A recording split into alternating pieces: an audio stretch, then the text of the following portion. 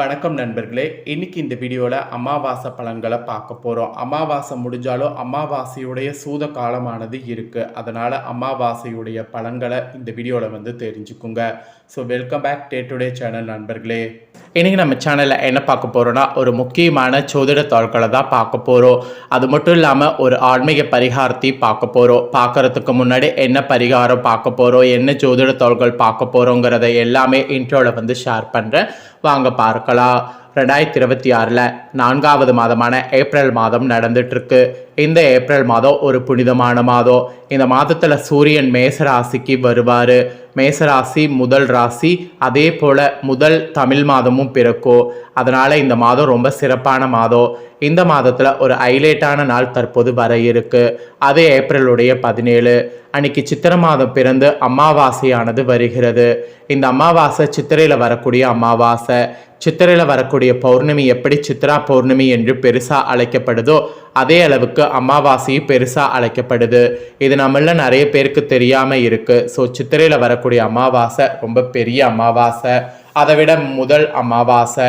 இந்த அமாவாசையில் கிரகங்களில் ஏற்படக்கூடிய மாற்றங்களால் ஒவ்வொரு ராசிக்காரங்களுக்குமே பெரிய பெரிய சம்பவம் நடக்கும். அந்த சம்பவம் நடக்கிறது யாராலையும் இனி தடுக்க முடியாது. ஏன்னா கிரகங்களால் என்ன நடக்குமோ அது நடந்தே தீரும்.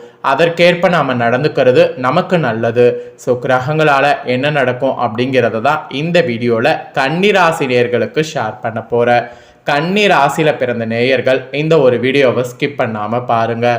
உங்கள் ராசிக்கு கிரகங்களால் என்ன நடக்கும் அப்படிங்கிறத தெரிஞ்சு அதற்கேற்ப நடந்து பலன் பெறுங்க.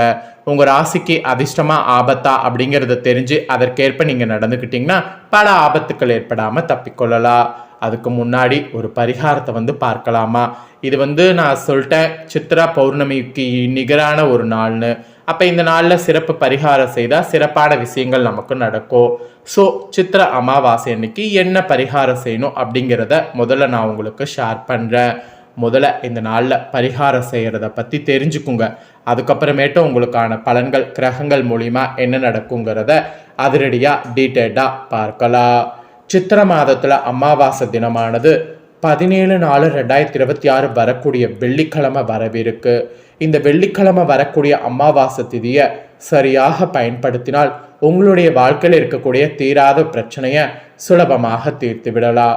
அதற்கான ஒரு எளிய பரிகாரத்தை தான் இன்னைக்கு நான் உங்களுக்கு சொல்ல போகிறேன். அதை தெரிந்து கொள்ள போகிறீங்க.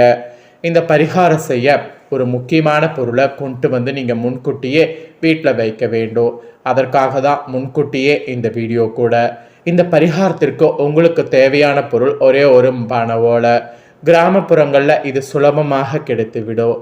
நீங்கள் நகர்ப்புறங்களில் இருந்தால் யாரிடமாவது சொல்லி இந்த பனை ஓலையை அமாவாசைக்குள் கொண்டு உங்களுடைய வீட்டில் வைங்க. அமாவாசை அன்னைக்கு பரிகாரம் செய்ய வசதியாக இருக்கும். அமாவாசை அன்னைக்கு ஃபஸ்ட்டு உங்களுடைய முன்னோர் திதி தர்ப்பண படையல் வழிபாடுகள் எல்லாம் முடித்திருங்க. நெக்ஸ்ட்டு குலதெய்வத்தை வேண்டி பூஜையில் ஒரு விளக்கை ஏற்றி வைத்து விட்டு இந்த பரிகாரத்தை ஸ்டார்ட் பண்ணுங்கள்.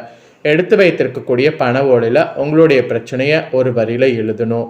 உதாரணத்திற்கு கடன் தீர வேண்டும் என்றால் கடன் சுமை தீர வேண்டும்.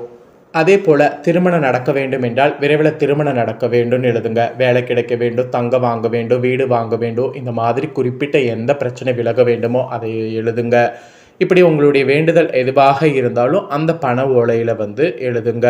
நீங்கள் எழுதியது அடுத்தவர்கள் கண்களுக்கு தெரியக்கூடாது. ஸோ எழுதாத பேனாவுக்கு பதிலாக வேப்பங்குச்சி, நெல்லி மரத்துக்குச்சி, மாதுளை மரத்துக்குச்சி, இது போல் ஏதாவது மரக்குச்சி பயன்படுத்தி கூட அந்த பண ஓலையில் உங்களுடைய வேண்டுதலை ஒரு வரியில் எழுதி பூஜையில் வைங்க. அமாவாசை அன்னைக்கு பண ஓலையில் வேண்டுதலை எழுதி பூஜையில் வைக்க வேண்டும். அடுத்த 15 நாட்கள் அந்த ஓலை பூஜையில் இருக்க வேண்டும். அடுத்து பௌர்ணமி, சித்ரா பௌர்ணமி திதி வரும். அன்னைக்கு அந்த பண ஓலை எடுத்து நிலைவாசலில் கட்ட வேண்டும். மீண்டும் 15 நாட்கள் பண ஓலை உங்கள் வீட்டு நிலைவாசலில் இருக்க வேண்டும்.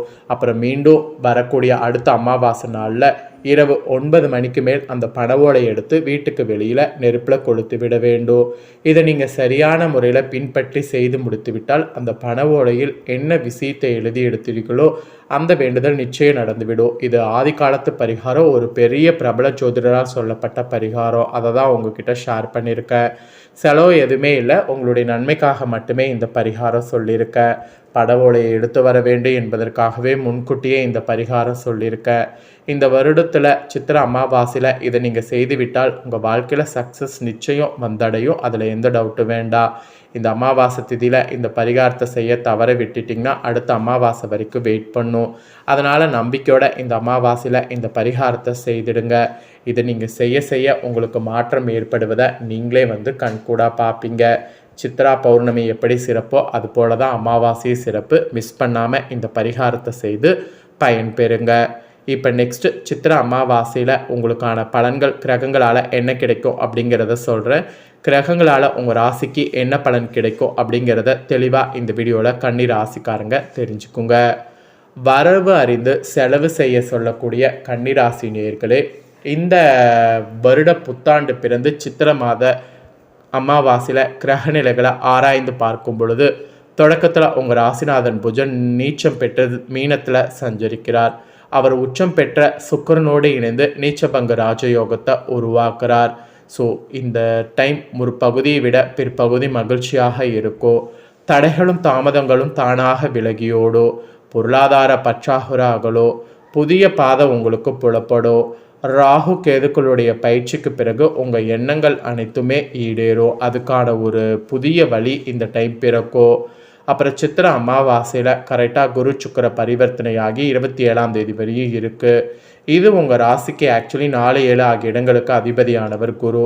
அவர் பாகிஸ்தானத்தில் பரிவர்த்தனை யோகம் பெற்று சஞ்சரிக்கும் போது நல்ல சம்பவங்கள் பலவும் நடைபெறும். குடும்பத்தோடு உல்லாச பயணங்கள் மேற்கொள்வீங்க. வாகனம் அடிக்கடி பழுதாவதால் அதை கொடுத்துவிட்டு புதிய வாகனம் வாங்க ஆர்வம் காட்டுவீங்க. பிள்ளைகளுடைய எதிர்கால நலன் கருதி எடுக்கக்கூடிய முயற்சிகளில் வெற்றிங்கிறது உங்களுக்கு கிடைத்தே தீருங்க. நெக்ஸ்ட்டு இந்த சித்திரை அமாவாசையில் கும்பராசியில் ராகுவும் சிம்ம ராசியில் கேதுவும் சஞ்சரிக்க போகிறார்.